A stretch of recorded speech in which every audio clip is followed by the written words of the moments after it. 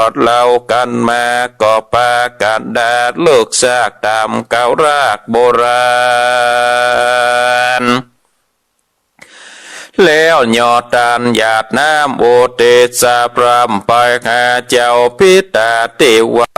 พร้อมเสียงควายจุอันและนาตาโตปันตาญาลำดับนั้นไปนา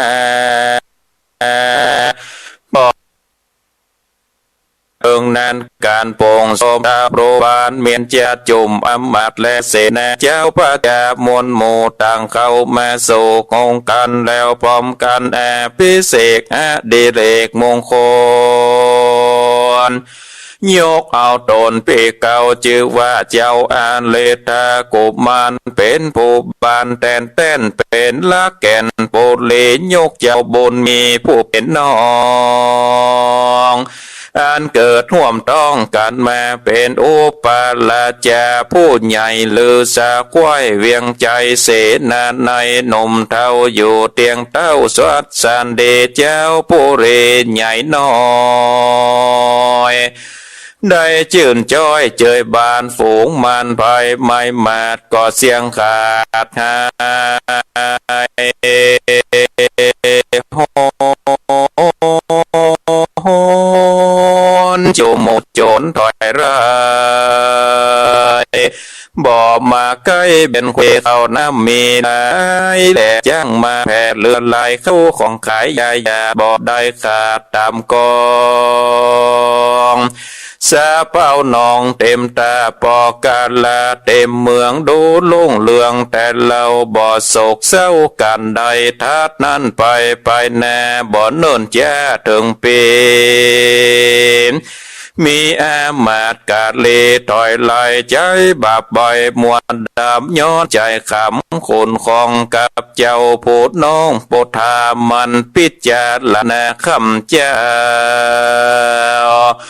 ว่าการโปธานอนเนาขึ้นใหญ่กาละควายเติงตันมันได้เจ้าขอจันทิลาตัวกูนี่เตียงถึงขาดดิลีพิและมียาเจ้าสาแก่เจ้าอาลิธาผู้เป็นปีได้โคตีบัดเดียวแล้วจะเหลวกะโอเคินได้กูขีดยาว่ากะแตบมากานละจันเจ้าโต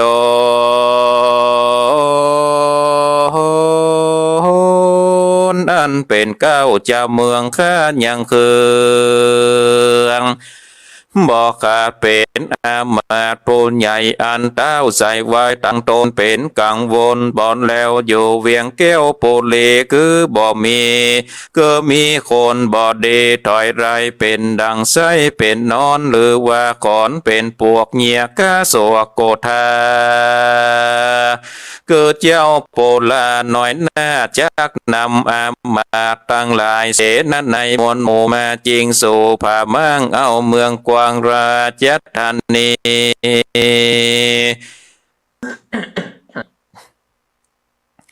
ส่วนเจ้าโปเลเต้าเจ้าเขาจากข้ามบันเดวเขาจริงเร็วมาเก่า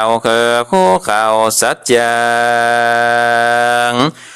ได้ละวังเอาไว้ตามขาได้ปั่นมาเจ้าขอจันผู้เป็นปีบอกเกิดที่ปัญญาบ่สืบสาวไปนาฟังกรรมถอยจ้าสามา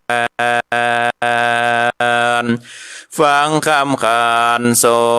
นสอบมีใจมอดโดยไปจริงมีอาจยาไขโป่งขาดคืออามาตย์และเสนาหยับเจ้าโปธาผู้เป็นน้องใส่บ่วงก้องเอาไว้ขังไว้ไตเงินหลวงอันเป็นโคงวิบากออกได้แยกเป็นไม้คือเศษนั้นลายมวนโมแขนเฝ้าอยู่คืนวันเอานำปันเป็นเตือบ่อไฟตัวมันเกินดำขันมวยมั่งจากโลกกว้างโลกาแผ่นดินนา เป็นโยชน์มันลายโอดอันนี้เจ้าปุรีผู้เป็นปีฟังกรรมจี้ขับยาบ่ปิจาลานาสั้นส่องคือแม่นจ้องกองทามย้อนโมกะดำมืดปอดบอดเจ๋งลอดอันใสฟังกรรมไขสวยเป่าโซดแต่นองเนาของตัวเอาโตดโปกหัวจักขาเจ้านอนลาผู้เป็นน้องบ่มีโตดตองสักหยาดวิบากป้าต่อโจรได้ตรงโจรบ่น้อยน้ำตามาย้อ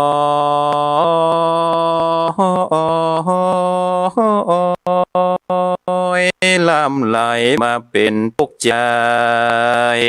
ละมอกอยู่ในขอกกางกานั้นและนาโจตกาแม่นผู้มีมาจากเก่าคือหูข่าวปังลางว่าเป็นกรรมสร้า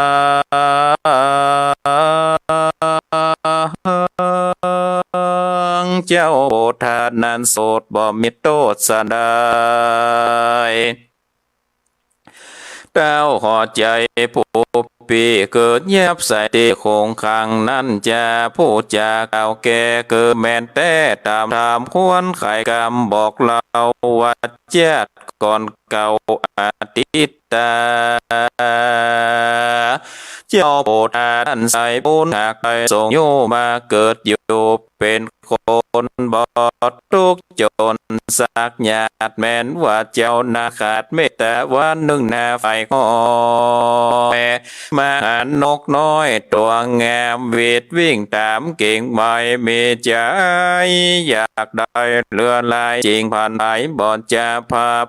นกป่าบัดเดียวแล้วรีบเร็วไปโซนยังที่อยู่เกกาเอานกนั้นนาขังไว้ที่ปืนใต้จงนอนบ่ออาวอนข้ามเจ้าบ่อปั่นข้าวและน้ำได้ลวงลำ7 วันนกน้อยมันก็ห้องโยเปิ้นห้องวันยามหนอใจลามกึดได้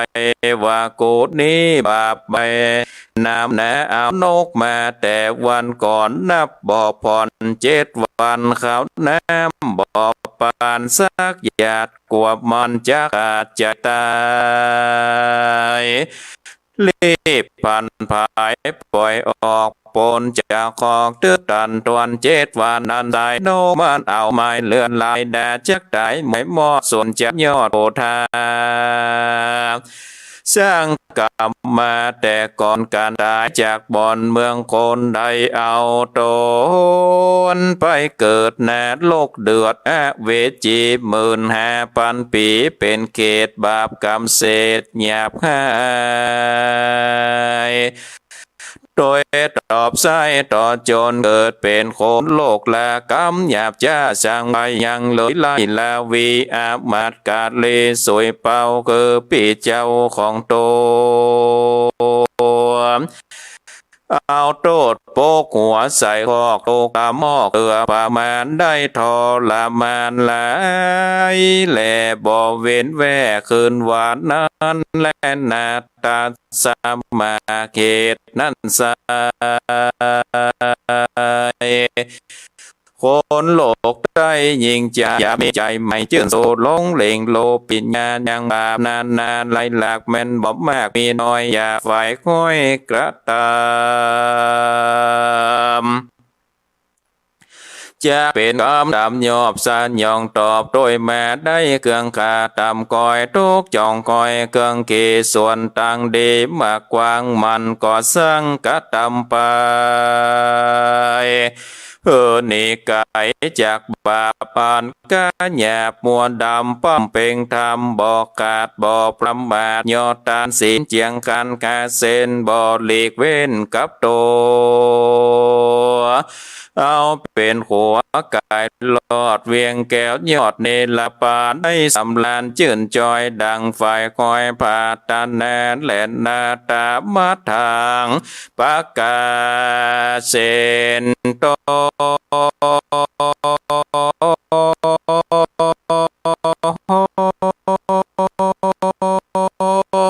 สัทธาสัทธาอันว่าสะปัญโยโตนยอดซอยกันบาดรอยบทหลังอาตายังไปแจงราจิงแสงเตสันนาว่าเพกขาวเวโดราเบงโกรังลายโตนอันเป็นสายอันเลดญาติญาติลาเสียงขาดตันหา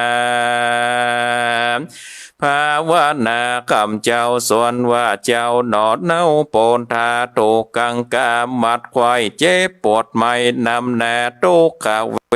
ทนาบอกขาดย้อนอามาตสนสอดเจ้าน้อยหนอโปดาก็ตั้งสัญจาอธิษฐานยอมมือสานกับไว้ถึงเทพไทยเมืองบนอินตา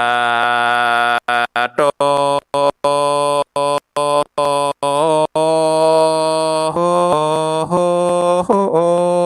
เจ้าฝากกินแหล่งละส่งสวร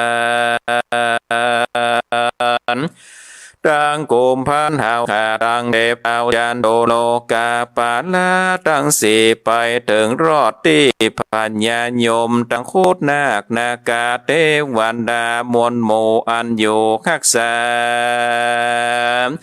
โขงเวียงใจขอฟังกรรมข้าไข่กล่าวตอยว่าแม่นขาดน้อยมีใจเป็นเวรภัยกับปีขอคือขาดได้วำวายคือตายมวยมอดบ่อนได้ลอดกังกาแม้นว่าข้านี่นาใจใส่บ่มีใจหยาบจะป้องคำข้าปีเจ้าขอสิ่งนี้เล่าบ่วงกองตังประตูของข้าไว้จงไข่ออกได้เร็วปานการเจ้าไข่ปานบอนจะปานโตนาอันใหญ่ก็ไข่ออกได้ตันตาเล็กกลางกามัดขาดกอบปูดขาดบัดเดียวแล้วรีบเร็วนี้ออกจากในข้อกังต้นรีบเลนลนฝั่งเฝ้าไปสู่ดาวปัจจันตากรรมและนาตันตาในกาลนันสายคนน้อยใหญ่บ้านนอกหันเจ้าโปตาออกมาหาตั้งโสมานาสาจื่นจอยเหตุคนใหญ่น้อยต่างหลายตั้งยิ่งใจหนุ่มเท่าได้หูว่าเจ้าโปธาบอกมีโตสาสักหยาดย้อนอามาใจถอยสนสอถอยไข่กามเจ้าหอคำบาปใบน้องในใสของตัวดาวลงเบามัวกำสอสั่งบอกเกิดพอดยาวไก่เจ้าน้องใส่ใจใส่คอกบุญมีได้ออกเร็วปันเขาเล่ากันสั้นสาวพามโจดาวแดนไก่และนาตัสสมาเห็นเราคนโหนกเท้ายิงใจอย่าใจผ่าชื่นสู่เจือกำผู้คนผ่านอยากทุกพันทำก้อยทุกจ่องก้อยโดยมาอันกำจัดนี่แล้วหากเป็ดเก้าป่าไปกันจากไข่จูนลายเขาก็นายแหน่งนี้กันไขว่าจีหยาบจะไพ่บ่พอหน้าแยงยามได้เสียเงินคำบาทใดถูกยับใส่กังกาอันกำจัดนิโสดมีกุลและโทษเสมอกันมีกุลอนันต์หลายหลากโทษก็ขากมิลาย จากจะไม้กล่าวโอแก่เผ่าผู้คนใดควรจากไก่กล่าวตอยโดยกำอ่อนอ้อยปิญญาบอกโมสาจุหลอกอู้สกอกผิดธรรมใครแต่กำอ่านมวนฟังและล้วนวันหูและนาปานดังโคนปาลาญาบจ้ามากบาปกันนาอ่านจากปากได้ตกตำไตอาเวจีเจ้าโปนเลนในเล่าเอาน้องเนาเกคาใส่กังกามมันแก่นบ่มัดแม่นกองเดพิษพระเวเนเต้าเก่าโตดนั้นเล่าบ่หอนหานโบราณปันแต่ก่อนเจนภูมิมนใครจะว่าเอาแก่นตาควักออกเอาบากอกใส่แตนบ่แจ้งแม่นตามจากเป็นกรรมจานต่อยติดจองคอยโดยไปดังนีไฟดวงน้อยไปเป่าเก่งคอยกังข้าวจางวิทวาวไม่มาตุกต้องป้าโดยมาแม่นคนอินตาโยฟาดน้ำตาจากอาบแน่ตื่นมันเป็นน้องพิการนั่นใส่จ่าเพียบไว้เป็นตาดังเอามีผ้ามาฟันน้ำแห้งยิงลำลอยเด็ดน้ำบ่อเนจักกัดอย่าได้รามาปิดน้องเกิดห่วมต้องการมาเป็นวงศาเจื้องเงาห่วมปอบแม่เจ้าตั้งสองเป็ดน้องปองเติมกำจริงลวงลำตั้งผ่านอย่าใจขานการอย่าพระตามบาปเอิกนาก็ตามบาปพิจารณาจันใจมีสันติไว้กับตนจากเป็นมงคลลำเลิศป่าคือเกิดสวัสสันเดการวาดละเนกระผักดาบจิจากเมืองคนเตี้ยงเอาตอนไปโซในที่อยู่กันเสมสีสวัสดีข้าเจ้าอยู่เตียงเต้าคืนวันและนาอาทาในกาลละนั้นละเจ้าหนอเน่าโปธากันว่ามาลอดโซในที่อยู่ในคมคามคนหลายล้ำนมเท่ามีเกินเก้าปริวารต่างสาบานตอนนาว่าบ่อเดินจ้านำนาเมืองเมตเตลานั้นเล่าจะเอาคืนเจ้าเป็ดมาส่วนยาวบนภายโปธาอันโยธาอันหมื่นก็มีใจเจิญเย็นเดเจ้าบนมีนอนลาก่อนน้ำโยธากระมนโมเข้ามาสู่เวียงแก้วการมาหลอดแล้วบ่จะเจ้านอนละโปรดธามีอาจญาโปงขาดเงือเสนาคนหานแต้มราชสารบ่จะเสนามานำไปราชสันไขบอกกล่าวว่าตุคาตันเต้าผาปาลาบาดเนนะตัวข้ามาอยู่ทาสนามโยธาหลามแวดล้อมวังแวดล้อมเป็นสายแม่นกว่าตายมวยมั่งหยาดใดกัดดังเถิดตัวรีบกลมหัวมาไกลนุบน้อมไวเร็วไวคงเวียงใจใหญ่กว้างดังมาจ้างหอคำจูงวางตำอย่าจะปันคือขาบาดเดียวแม่นจากเหนียวกระดังจากภาพมาเร็วไวเต้ากอดใจผู้บาปใบจากข้าเป็นเพอยากตุดหนีเล่นเล่ลบไปที่ตังใดตัวเวงใจใหญ่กว้างมีมาจ้างยังยายเสนาลายเป็นตาเตือดับกาดาฟันตาใจสาการเป็นโมเตือของโจดาแตงล้อมกำแพงจุดด้านแลนนาเดติตาง ขีญาสังวรนาวิเศษจากของเกพระมหาจนกผูกตนก็บังกอมสมเลสเด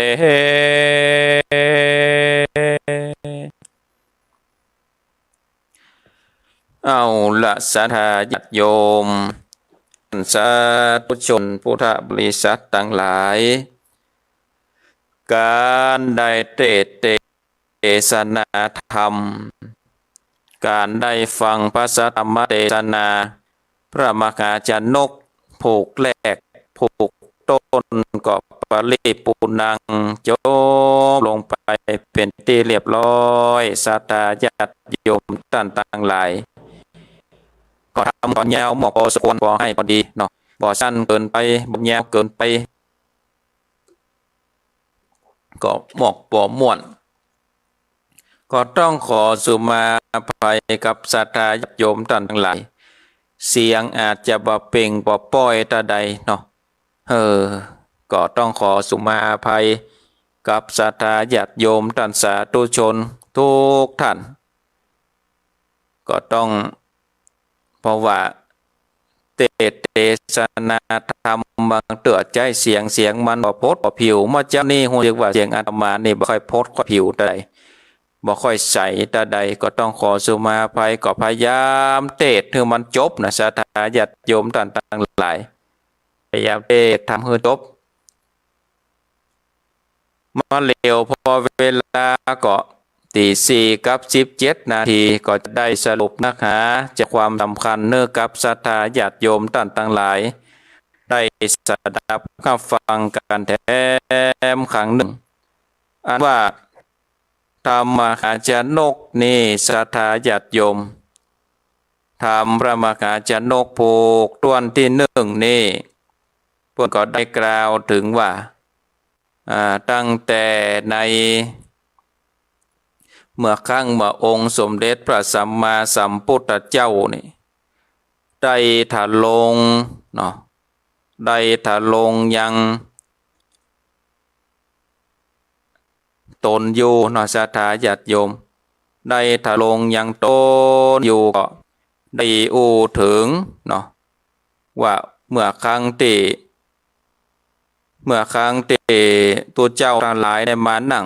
นั่งจากกันนี่ว่าตั้งแต่เฮาได้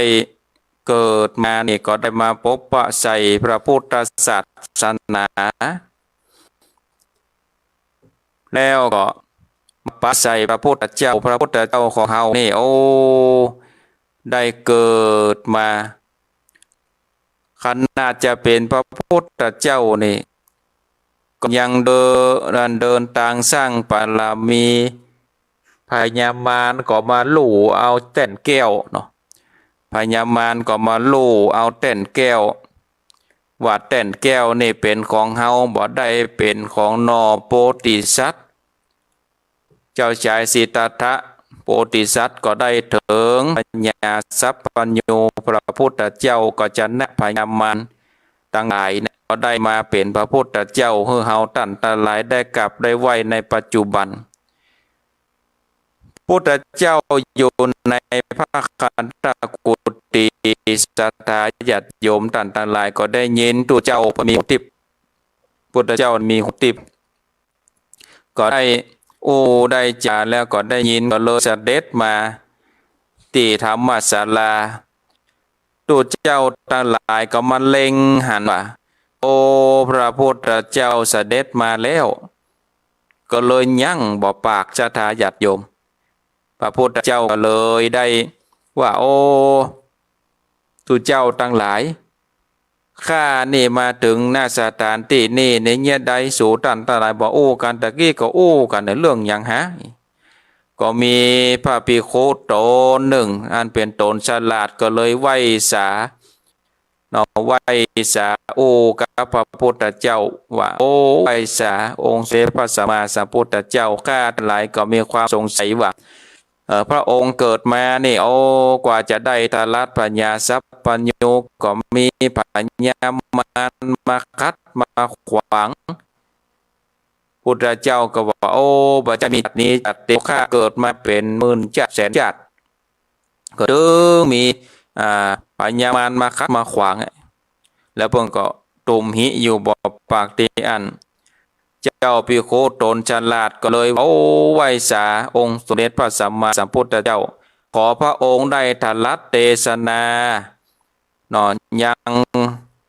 อาติตาเจ้าก่อนผู้ฆ่าตาลายฟังกำเตอผู้ฆ่าตาลายนี่บ่เคยได้ยินได้ฟังกำเตื่อย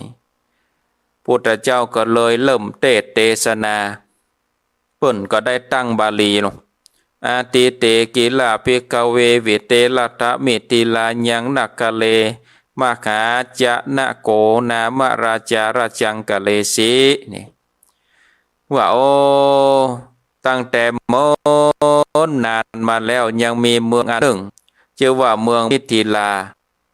เมืองนี้มีพญาเจ้าจ้างนามว่ามหาชนกธิราช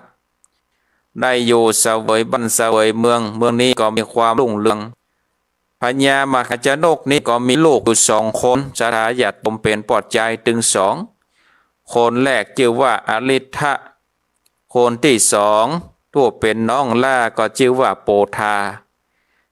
เขาเจ้าทั้ง2ก็เติบใหญ่ขึ้นมาป่อก็เลยตั้งให้เจ้าอลิทธะเนี่ยขึ้นเป็นอุปราชา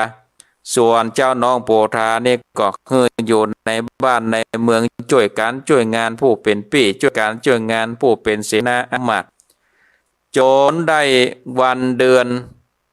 ปีปันจอดต่อเต้ารอด16 ปีนะใหญ่ขึ้นมาแล้วศรัทธาญาติโยมเจ้าป่อปิตาก็มาทะลงเจ็บเป็นไปซอกหายาตั้งใต้ตั้งเหนือวันตกวันออกมาใส่ก็ตึงบอกหายบอกว่าจะเป็นยาไทยยาเมืองยาฝรั่งนี่หนูเอามาใส่ป่อก็ตึงบอกหายศรัทธาญาติโยมสัมผัสญาตินักกว่าเก่าตึงวันก็เลยได้มรณาตายไปส่วนบุมมันทั้ง2ก็มีความโศกเศร้ามองใจก็เลยได้เลิกซากทรงสักการตามเกาหลากโบราณแล้วยอตานหยัดน้ำโอติสะพร่ำไปหาเจ้าปิตาติไว้พร้อมเสียงไข่จูอันปากันมาเลิกซากทรงสักการเนาะใจนกคัดสดีลิงได้ใส่พญานกคัดสดีลิงแปลงปราสาทหลังงำส่งสการตานขับกินตานอย่างนักนิมนต์ตุดเจ้ามาขับตานมาสู่มาเต็ดเนี่ยแล้วก็เลิกซากทรงสการเผาไปเป็นตีเรียบร้อยในลำดับไปแล้วสถากันว่าได้โปรงศพซากของเจ้าพญามหาชนกแล้วนี่จมเสนามาตย์ประชาราษฎร์ทั้งหลายก็เข้ามาปรึกษาหารือกันว่าโอ้บัดเดี๋ยวนี้บ้านเมืองเฮานี่บ่มีเจ้าฟ้ามหากษัตริย์พระมหาป่อเจ้านี่ก็ได้ตั้งยังเจ้าอลิทะกุมารเนี่ยขึ้นเป็นอุปราชาเอาสมควรที่จะยกเอาเจ้าอลิทะเนี่ยขึ้นเป็นเจ้าฟ้าปกบ้านป้องเมืองยังเมืองมิถิลาของเฮาแล้วก็ยกเอาเจ้าโปธาซึ่งเป็นปี่เป็นน้องเกิดร่วมต้องกันมาเนี่ยเป็นอุปราชาหลังจากนั้นก็ได้มาอุสาราชาพิเศษศรัทธาญาติโยมเอาเจ้าอลิทะขึ้นเป็นเจ้าฟ้ามหากษัตริย์บ้านเมืองนั้นก็อยู่จุกเนื้อยันใจบ้านเมืองนั้นก็มีความรุ่งเรืองมีจ้างมาแพร่เลือนหลายเข้าของขายใหญ่หยาดบ่ได้ขาดตามกองสะเปานองเต็มตาพ่อกาดาเต็มเมืองโดรุ่งเรืองแต่เล่าบ่โศกเศร้ากันได้ในธรรมเปิ้นได้พันนาว่าเมืองมิถิลาสมัยที่เจ้าอลิทะก็มีความเจริญรุ่งเรืองเจ้าอลิทะได้ปกบ้านปองเมืองอยู่มาบ่ถึงปีศรัทธาญาติโยมมีอมาตย์คนหนึ่งซึ่งมีจิตใจนี่เอาอำมหิตเนาะจิตใจมัวดำต่ำจ้าก็กลัวว่าวันใดวันหนึ่งเจ้าโปธาเนี่ยขึ้นมาเป็นเจ้าฟ้ามหากษัตริย์นี่โอ้ตัวมันนี่จะต้องตายแน่นอนเพราะว่าเราก็ได้สร้างวีรกรรมไว้นักไว้หลายนี่หรอใจเนี่ยจะใด ก็เลยเข้าไปไหว้สาเจ้าอริธราชาเลยโอ้ไหว้สาป่อพญาเป็นเจ้าข้านี่นะได้ยินได้ข่าวมาว่าบัดเดวนี่เจ้าโปธามหาอุปราชเนี่ยโดนเป็นเจ้าวังหน้าเนี่ยกึดจักกบฏนะบัดเดวนี้นะอีโลกึดจักกบฏนี่จะมาลูบมาจริงเอาราชบัลลังก์ไงโอ้ไว้สาป่อพญาเป็นเจ้าโอ้มันจะฆ่าป่อพญาเฮือตายแล้วจะขึ้นมาเป็นเจ้าฟ้ามหากษัตริย์กันข้าเน้นได้หูข่าวมาอย่างอันนะขอให้เชื่อเตอะเชื่อตามข่าวที่ข้าบอกนี่เตอะเจ้าอาเลตะราจาก็บอกกึดที่ไปยาวบอกสืบสาวไปหน้าฟังคำถอยคำจ้าสามานของตันอามาตย์เนี่ยโอ้กึดก็กึดไปตามคำแต่ก็เลยมีอาจญาโป่งขาดคืออามาตย์และเสนายับเจ้าโปธาผู้เป็นน้องใส่บวงก้องเอาไว้ขังไว้ใต้เงินหลวงอันเป็นของวิบากออกลิยากเป็นหมายเฮอเสนาหลายมวลโมแหนเฝ้าอยู่คืนวันเข้าน้ำปันเป็นเตื้อบ่อไฟเอื้อตัวมันเฮอดับขานมวยมั่งจากโลกกว้างโลกาแผ่นดินจากหนาเป็นโยดย้อนมาได้หกฐานีบอกเสนามาไปยับเอาเจ้าโปธามาแล้วเอาไปขังไว้ใส่กระเจกังกาเอาไปขังไว้ในคอกปุเลยบอกคือได้หันเดือนหันตะวันอะไรอย่างแล้วนี่ลงเข้าน้ำโปชนะอาหารก็แบ่งปันเพื่อมันกินเป็นเตื้อคือมันตายไปเลยนี่ลงสั่งไว้เป็นอย่างศรัทธาญาติโยมโอ้เจ้าโปธาน้องล่านี่ก็เอาน้ำตาก็มาย้อยเพราะว่าเกิดว่าเฮานี่บ่ได้มีความคิดที่จะได้แย่งชิงราชสมบัติเลยโอ้เป็นกรรมเป็นเวรหยังของข้าอีล้ำเหลืออีโลป่นก็ได้ถึงว่าจัดเก่าปังหลังของเจ้าโปธาตีได้ไปโดนห้องโดนขังอยู่ในคุกเนาะอยู่ในคุกอยู่ในคอกป่นก็ย้อนไปถึงยังกรรมวิบากว่าในอดีตปังก่อนเจ้าโปธานั้นเกิดมาเป็นคนบ่มีความทุกข์จนดังสักอย่างแต่ว่าเจ้านั้นขาดเมตตาวันหนึ่งนาไฟห้อยขันนกน้อยตัวงามวิ่งถามกิ่งไม้มีใจอยากได้เรือหลายแล้วพันภายบอดจ้ายับนกกาบัดเดี๋ยวรีบเร็วไปสู่ยังที่อยู่เกหาที่อยู่เกหาเอานกนั้นนาขันไว้ที่พื้นไปจองนอนบ่ออาวันค่ำเจ้าบ่อปานเข้าและน้ำได้หลวงล่ำ7 วันเกิดมาเป็นคนศรัทธาญาติโยมจัดก่อนนะของเจ้าโปธานี่เพิ่นย้อนจัดเก่าไปได้ว่าอยู่ในบ้านในเมืองแล้วก็ไปหันเสนกน้อยจับอยู่บนกิ่งไม้ศรัทธาญาติโยมทั้งหลายจับอยู่บนกิ่งไม้ข้างแล้วก็เกิดว่ามันน่าคักดีมันงามดีใครอยากได้ก็เลยจับยับเอานกนั่นน่ะเอาขังไว้ในกรงศรัทธาญาติโยมเอามาขังไว้ในกรงเมื่อมันขังแล้วศรัทธาญาติโยมตั้งหลายขังได้7 วันน่ะอาหารก็เป็นเตื้ออาหารก็เป็นเตื้อเป็นข้าวบางเตื้อก็บางเตื้อก็บ่เป็นอย่างใดนกนั้นก็บ่ได้กินข้าวเนาะกินพ่องบ่กินพ่องก็เป็นเตื้อจนได้7 วันน่ะใจคนนั้นก็เลยคิดว่าแต่กะ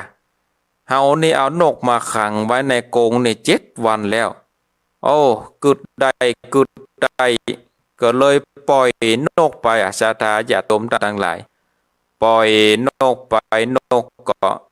บัดตายสักกรรมมันเนาะมีสู่อิสรภาพแล้วก็เลยเดินทางบินไปเป็นผู้ภาคกรรมศรัทธาญาติโยมของเจ้าโปธาเอานกมันก็ได้ตายไปแล้วก็ใจคนนั้นได้ตายไปก็ได้มาเกิดเป็นเจ้าโปธา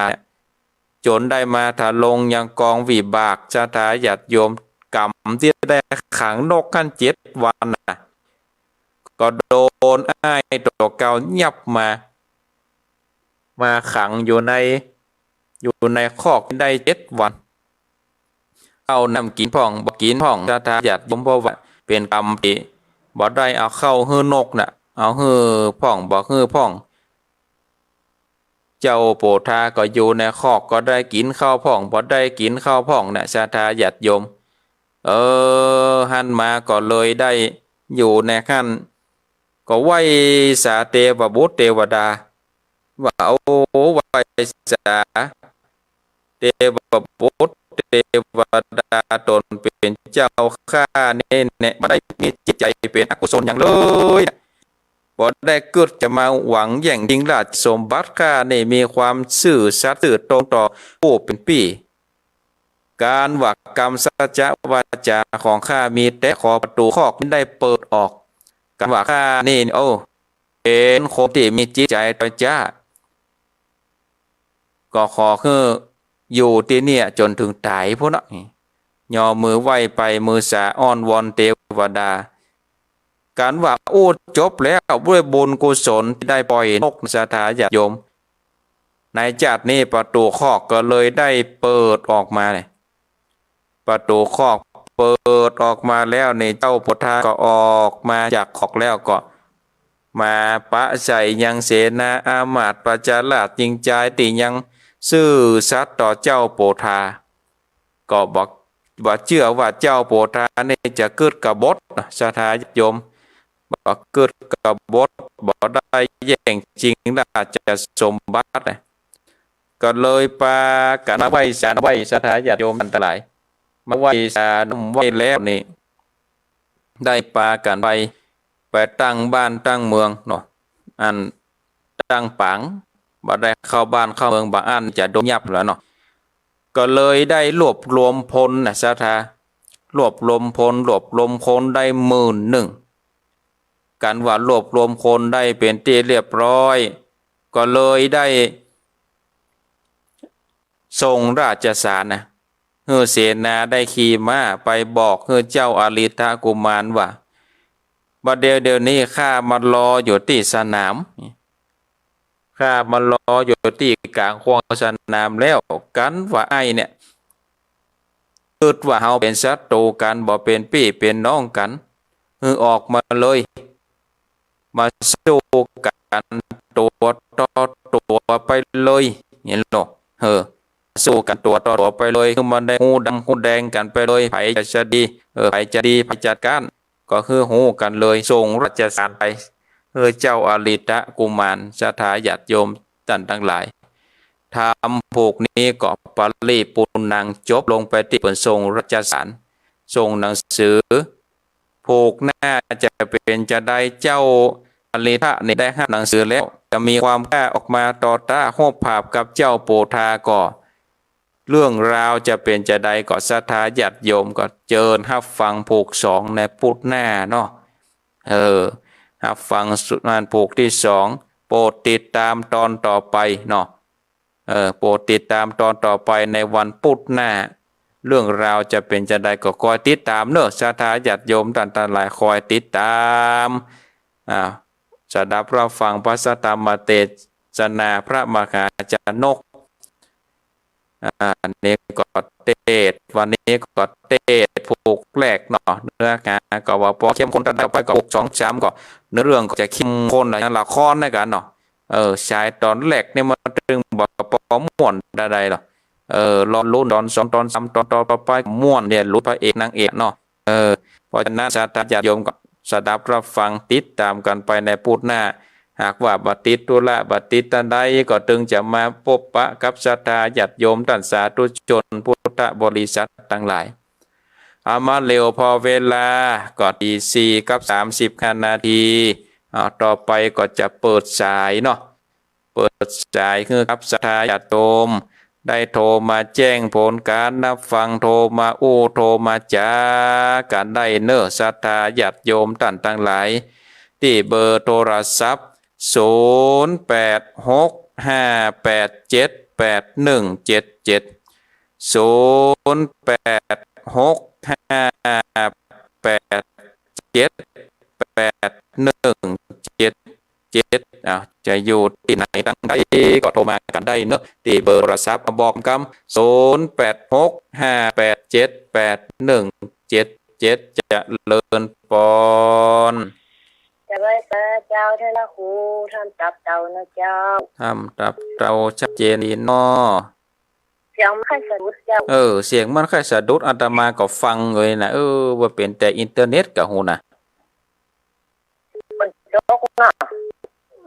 แต่คืนนี้ตกบ่เดี๋ยวนี้ยังไปแล้วแต่ว่าตกก็ไม่เตียงถึง4 โมงอ่ะนั่นก็โตนำปนองเนาะมันน้องเจ้าตกหน่อยนั้นมันโดดเนาะ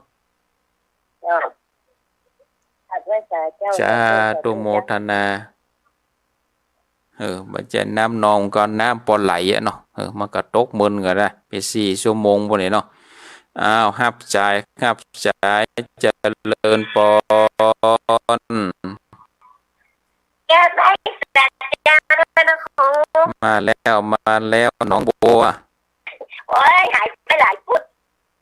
หายไปมันมีการพ่องอินเทอร์เน็ตบริษัทเทียนพ่องจ้ะแล้วเจ้าได้ฟังท่านครูจะหลายพุทธเลยเนาะน่าละอีกว่าหลายละอีกก่อนนะเจ้าชัดเจนดีนะเจ้าตุโมทนา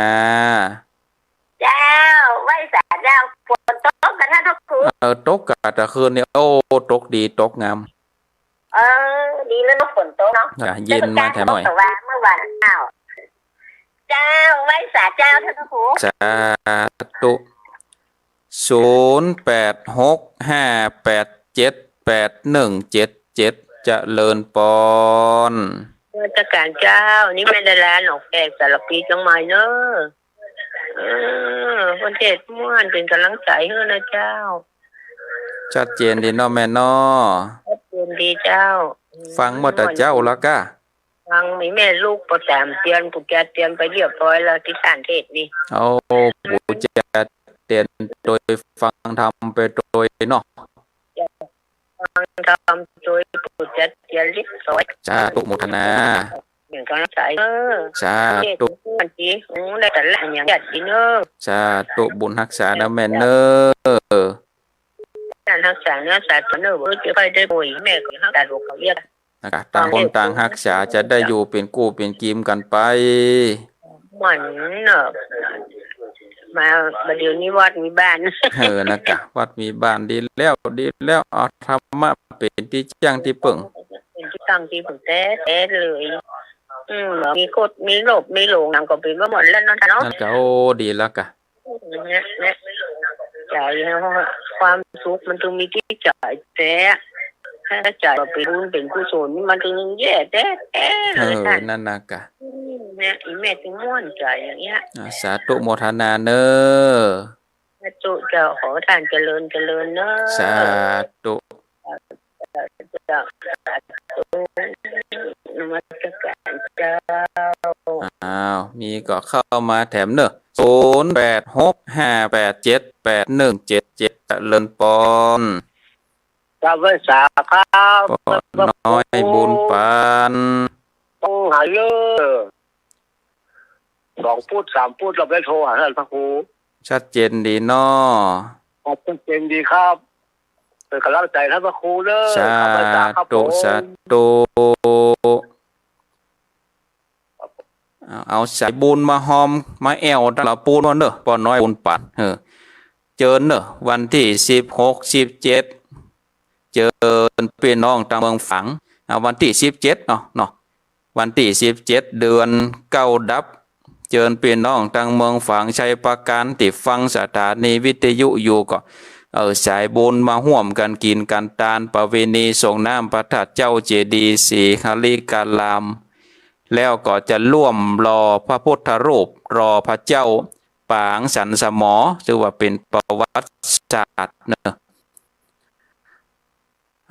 เจริญพี่น้องต่างเมืองฝางต่างใจประกันหน่อบุญปอนบุญปันก็เอิ้นเจือนจวนกับปากมาเนอะไม่แอวปูนม่องกา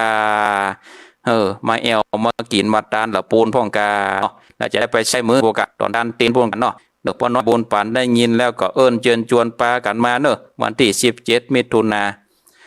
อ้าวฮับสายเจะเลินปอนเจะเลินปอน ไม่ทราบครับ จากที่ไหน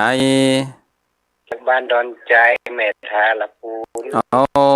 ป้อนนั้น ด่านปัน ป้อนนั้นปัน ก็ฮู้จักกับพระครูวิรกิจก็ ก็ฮู้จักอยู่ป่อ โรงหมู่บ้านดอนใจทาสุกเศร้าน่ะ ถ้าศพเศร้าดอนใจติดหนทางให้นี่เนาะ ครับเป็นพระอาจารย์นันปันอยู่บ้านดอนใจ สาธุชัดเจนนี่เนาะปอนเนาะอำเภอแม่ทา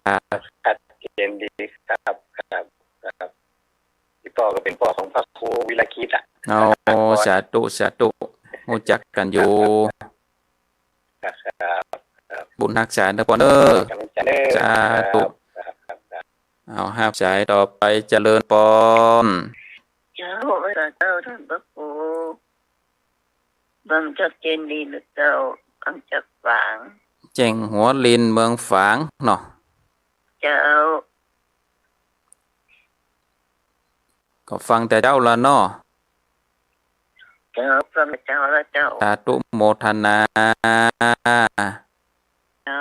พระเจ้า มีก็เข้ามาแต้มเนอะ0865878177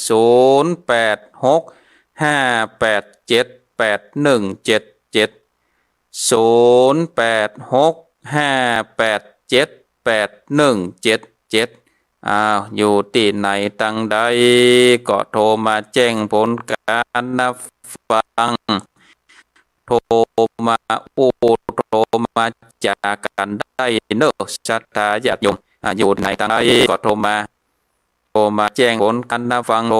ทรมาจ๋าชัดเจนดีก็ว่าจะได้ขึ้นเป็นจะได้ก็สามารถมามาจากกันได้ศรัทธาญาติโยมมามาจากกันได้เลยที่เบอร์โทรศัพท์0865878177อยู่ที่ไหนตั้งใดก็โทรมาได้มามาจาเนาะมามาจามาสนทนากันมาแจ้งผลการฟังกันได้เนอะศรัทธาญาติโยมตอนนี้สายว่างแล้วมีตั้งใดก็โทรเข้ามาได้เลยตอนนี้6สายอยู่ศรัทธาญาติโยมแล้วก็สาธุอนุโมทนากับศรัทธาญาติโยมที่เข้ามารับชมรับฟังทางอินเทอร์เน็ตก็ดีหรือว่ารับชมรับฟังในการถ่ายทอดทาง Facebook ก็ดีมีอยู่ทางใดก็โทรเข้ามาได้นะนี่เปิดสายเงื่อโทรเต็มที่ศรัทธาญาติโยม10 กว่านาทีก็เปิดสายเงื่อโทรได้เลยก็สามารถโทรมาแจ้งผลการนับฟังโทรมาโทรมาจ่าได้เลยที่เบอร์โทรศัพท์0865878177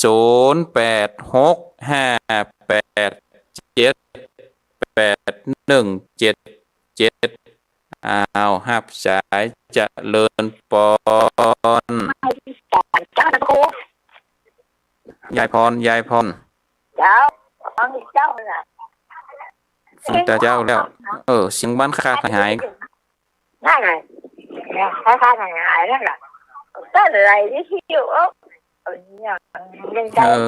บัดใจวิทยุสักกรรมมาพาจะเป็นขึ้นนะ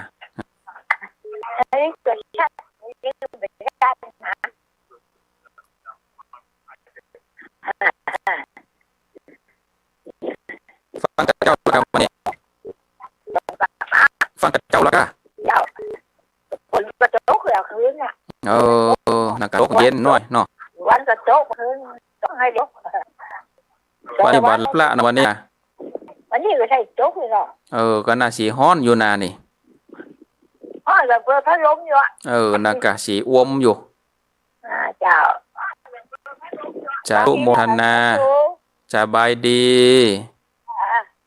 สบายดีก็ดีแล้วนี่แบ ไม่ได้เฮ็ดได้ปุ๋ยได้ไข่เหรอ นะคะก็ดีเนาะ เจ้าขออยู่ด้วยทำนี่อยู่จุดไปไม่เหมือนเลยอ่ะ สา ธุ ธุ ขอโทษมัน60กับมันโปนก่อนนี่นะนี่เราเป็นแม่ยิบอยู่นี่ เอาดารากาปนเอา100ชาวปนเด้ออยู่ด้วยกันเมิน เราไปย้ายพอนักคุยlâu dạ mười mấyนี่ว่ะ ๆแล้วก็โอ้ยอายุยืนเนาะสาธุโมทนาเนอะยายพรเนอะ มาสการเจ้า สาธุรับสายต่อไปเจริญปน เจ้าจะมาสการเจ้า จากที่ไหน มาตา เมืองฝาง วางอยู่นะเจ้าวันละเมื่อเจ้า ชัดเจนดีเนาะ เจนดีเจ้า สาธุโมทนา เจ้าว่าเจ้าสาธุ รับสายต่อไปเจริญปน นั่งเลยนะเจ้า จากที่ไหนโยมแม่ แม่อยู่ไรอลานกันสิเจ้า เอาปาลานดอยสะเก็ด ฟังท่านเจ้าละเจ้า ชัดเจนดีเนาะ เจ้า สาธุโมทนารับสายต่อไปเจริญปน การนมัสการเจ้าแม่สมัยนะเจ้า จากที่ไหนโยมแม่ ศรีโพธารามเจ้า ศรีโพธารามสารปี เจ้า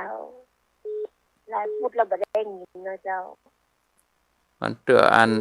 ขึ้นบดีผมบ่เตือก็ติดการติดงานพ่องเจ้าเจ้าฝนมันตก แล้ว นิ ก็ ดมันก็ แล้วก็ บ่ บ่พอชัดแต่ใดเนาะ เจ้า สาธุโมทนาเนอ เจ้าสาธุเจ้า 0865878177เจริญปน ไงสาเจ้า จากที่ไหน แม่อายเจ้า แม่อายฝนตกก็แม่อาย เคาะงานเจ้า ฝนตกก็แม่อายไหม ตกไม่น้อยนะเจ้า ตกน้อยๆเนาะฟังก็แต่เจ้าแล้วเนาะ เจ้า สาธุโมทนาเนอ ครับสายต่อไปเจริญปน ไปสาเข้าทางกับครูนี่ตอนนั้นประเทศวันนั้นหน่อยแดงจนนั่น โอ้บ่ได้โทรหากันหลายปุดนี่เนาะ เราพูดแล้วก็กันทั้งได้กับบอกนี่ครับ แต่พูดแล้วเน็ตบ่เป็นใจเฮ้ย นอกเป็นใจแท้ครับเจ ชัดเจนนี่เนาะพอนั้นเนาะ ชัดเจนดีครับเนาะเทศกำมันถึงนั้นที่เขาโอ้กินอกกินใจที่เขาฟังแล้วมันก็เข้าใจที่นั่นก่อนนั่นทำไว้ใจนะเสียงแน่นอนพระครูขอให้พระครูอยู่ดีมีชุกอันยังวันเย็นแล้วเป็นหลวงพ่อใส่แกบอกออกต่อไปครับฉันสาธุโมทนาฝากดีนี่ครับ บุญรักษา สาครับท่านครู ต่อไปก็รับสายเจริญปน แกเป็นสาเจ้า จากที่ไหน แม่บัวขาวผมตาจาง แม่บัวคำตราดจ้างเวียงหนองล่องเนาะ เจ้าฟังมาเมื่อเจ้าแล้วเนาะ สาธุ หมดดีสักแม่บ้านโบกนะ ไปอยู่เป็นกู้เป็นกีมกันไป จะเอาวัดเอาบ้านหนึ่งวัด นั่น เดียว ก็ นะ เอาบ้านเป็นวัดกันไป เจ้าให้กำลังใจไปเนอะฟัง สา ขึ้นมัน ธุ โอ้สงจากโอ้สงสารมันสัตว์เต็มดีเนาะ สาธุบุญรักษาเนอ เจ้าแต่ว่าสาเจ้า ขออนุญาตยกหูก่อนเด้อศรัทธาญาติโยมขออนุญาตยกหูก่อนเพราะว่าเวลาก็เป็นหลังมานี่แล้วศรัทธาญาติโยมจะได้สรุปสายเนาะสรุปสาย สายแรกจากโยมแม่ถ้ำดับดาวสายที่สองจากโยมแม่หนองบัวชัยปราการสายที่สามจากแม่ดาราบ้านหนองแฝกสารปีสายที่สี่จากป้อนนานปันป้อนน้อยบุญปันป้อนน้อยบุญปันอำเภอฝางสายที่ห้าจากป้อนนานปันดอยบ้านดอนใจอำเภอแม่ทาสายที่หกจากแจงหัวลินเวียงฝางสายที่เจ็ดจากยายพรร้องวัวแดงสายที่แปดจากเมืองฝางสายที่เก้าจากปาลานดอยสะเก็ดสายที่10จากกันสีโพธารามสะปีสายที่11จากแม่อายสายที่12จากป้อนนานประเสริฐบ้านนานน้อยอำเภอนานน้อยจังหวัดน่านสายที่13จากโยมแม่บัวคำเวียงหนองน่องก็สาธุอนุโมทนาทั้ง13สายเนาะศรัทธาญาติโยมที่โทรมาแจ้งผลการนับฟังโทรมาโทรมาจ่าท่านอาจารย์พระครูวรธรรมนาถบอกว่าเสียงติดขัดก็จะเป็นแต่เน็ตสันวันนะก็ว่าจะได้แล้วก็เดี๋ยวจะไปลองฟังย้อนหลังทำกรรมหนึ่งก่อนเนาะก็ขอไว้สาขอบพระคุณที่ได้เมตตาแจ้งการรับฟังศรัทธาญาติโยมท่านทั้งหลายก่อนที่จะจากลากันไปอาตมาภาพก็ขอสาธุอนุโมทนากับศรัทธาที่ฟังรายการมรดกธรรมล้านนาหลายท่านหลายคนแต่ว่าบ่สามารถที่จะนำเอารายชื่อของท่านมาประกาศประชาสัมพันธ์ว่ามีท่านใดได้ร่วมทำบุญเท่าใดพ่องก็ที่อาตมาภาพได้ประกาศประชาสัมพันธ์การสร้างรูปเหมือนครูบาเจ้าเสรีวิจัยถวายทานได้เป็นที่เรียบร้อยแล้วเนอะในวันที่2ที่ผ่านมาศรัทธาญาติโยมเดือน9ออก14ค่ำที่ผ่านมาก็แห่ประทานเป็นที่เรียบร้อยที่วัดไทยคำอำเภอแม่ทาสร้างแล้วก็รีบปูนังถวายทานเป็นที่เรียบร้อยก็สามารถพอได้เนาะที่หน้าเฟซอาตมาภาพเนอะหน้า Facebook อาตมาภาพก็แห่ประทานเป็นที่ม่วนงานสันเล่าก็สายบุญแต่ละท่านที่ได้ร่วมทำบุญก็สาธุอนุโมทนาบุญสำเร็จแล้วเนอะบุญสำเร็จแล้วได้ให้หอมกันมาของงานแม่เพนก็ได้ห้าแล้วเนอะที่โอนปัจจัยมาก็สาธุอนุโมทนาโดยแล้วก็ก่อนที่จะจากลากันไปแถมข่าวประชาสัมพันธ์หนึ่งก็เชิญชวนศรัทธาญาติโยมท่านสาธุชนพุทธบริษัททั้งหลายได้ร่วมกินร่วมทานในงานประเวณีส่งน้ำพระธาตุเจ้าเจดีย์ศรีคริการามที่วัดคริการามสันมณะคือวัดที่อาตมาภาพได้นั่งนั่งจ๋านั่งเทศนาธรรมอยู่ที่นี่ก็จะมีประเวณีส่งน้ำพระธาตุเจ้าเจดีย์ในวันที่10เดือนมิถุนายนพุทธศักราช2566แล้วก็ในงานก็จะมีการรอพระพุทธรูปปางชันสมอเพื่อที่จะได้รอเอาไว้วัดว่าซึ่งเป็นประวัติศาสตร์ของวัดเนอะศรัทธาญาติโยมเป็นการรอพระพุทธรูปครั้งแรกและก็องค์แรกที่มารอในวัดหริการามสันมณะที่นี่เพราะฉะนั้นก็เชิญชวนศรัทธาญาติโยมท่านสาธุชนพุทธบริษัททั้งหลายที่ฟังรายการอยู่ในเจ้านี้อยู่ที่ในตั้งใดก็เชิญชวนมาร่วมกันเนอะ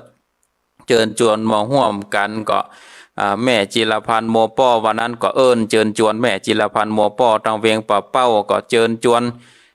พี่น้องศรัทธาทางเวียงป่าเป้าแม่ขจันก็เชิญชวนกันมาทางป้อน้อยบุญปันเนาะป้อน้อยบุญปันทางเมืองฝางก็เชิญชวนกันมาร่วมกินร่วมทานด้วยกันเนอะในวันที่17มาร่วมกันรอพระเจ้าด้วยกันเอาบุญด้วยกันมากินมาทานตั้งหลับปูนมองกาเนาะมาแอววัดแอววามาแอววัดสันมณะพองกา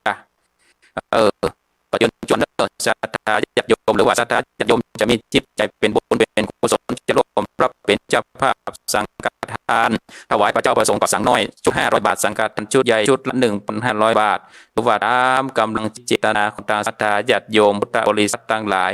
แล้วก็หรือว่าจะร่วมรับเป็นเจ้าภาพทองหล่อพระพุทธรูปก็สามารถแจ้งความประสงค์แจ้งความจำนงได้ตั้งหลังไม้เนอะศรัทธาญาติมาที่เบอร์โทรศัพท์08แล้วก็เวลา19 นาฬิกาหรือว่า7 โมงเมื่อค่ำก็ จะได้มีพระสงฆ์มาเจริญพระพุทธมนต์สมโภชน้ำทิพย์และวันที่17ก็มีงานแล้วเปิดโอกาสเนื้อศรัทธาญาติโยมได้ส่งน้ำตลอดทั้งวันในวันที่17เพราะฉะนั้นเชิญชวนศรัทธาญาติโยมทั้งหลายในการกินการทานงานประเวณีส่งน้ำพระธาตุเจ้าเจดีย์ศรีหฤการามก็มาร่วมกินร่วมทานกันนักหลายๆเนอะศรัทธาญาติโยมใจเสียงนี้ประชาสัมพันธ์เอาละเนาะวันนี้ก็ขอนำเอารายการได้ลาจากศรัทธาญาติโยมท่านทั้งหลายไปเพียงเท่าอีก่อนเนาะวันพุธหน้าก่อนได้มาพบกันว่าบติตุละบติกิจตันใดวันนี้ขอความสุขความสัสดีจงมีแก่ศรัทธาญาติโยมท่านทั้งหลายทุกท่านทุกคนอายุวันโนสุขังพระ